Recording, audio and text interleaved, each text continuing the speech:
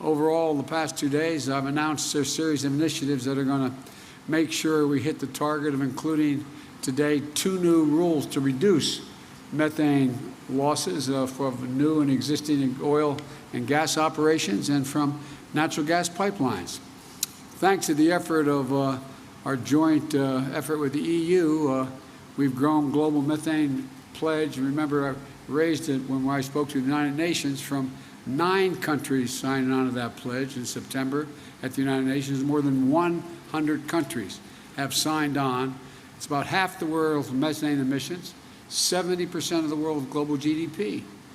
We made commitments to promote climate-smart agriculture, spur innovation, catalyze private finance for a clean economy, and to drive high-standard, clean, climate-resilient infrastructure through the Build Back Better initiative. We had a great meeting today where we sat and talked about the whole focus of my Build Back Better initiative, which is adopted by the G7, was that everything should be focused on, as we help with the infrastructure of the rest of the world, which needs it badly, focused on climate. The example is if you build an oil well, if you build a gas or oil refinery, you're going to have that for the next 30 years.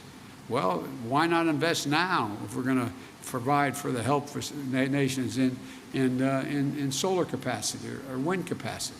So the point is, although we also brought through the new President's Emergency Plan for Adaptation and Resilience.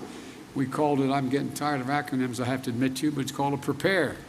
We're going to support climate adaptation efforts in more than 500 million people worldwide. We also released our overall long-term strategy that outlines how we'll get to net zero emissions by 2050. You know, we know that this must be a whole-of-society effort. I'd also want to thank the representatives from the private sector and from labor and philanthropies, civil societies who are dedicating themselves to the climate action efforts we're all making here. That leadership, together with action by state and local and tribal governments, has been essential in the United States. That's why, despite the previous administration's pulling us out of the Paris Agreement and refusing even to acknowledge there was a climate crisis, we still brought down emissions during that period. I also want to acknowledge the passion and power of the young people and the activists who are doing such vital work to remind us of our moral obligation to future generations.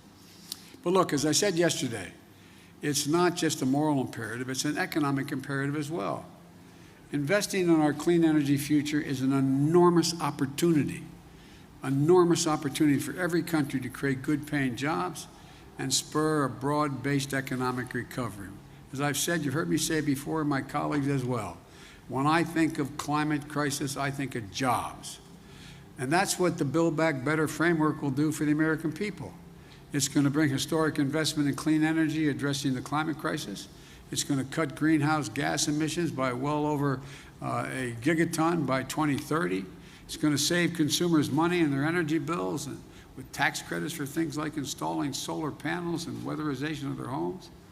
It's also going to provide manufacturing credits to make sure the United States is competing in energy markets of the future like solar panels and wind turbines.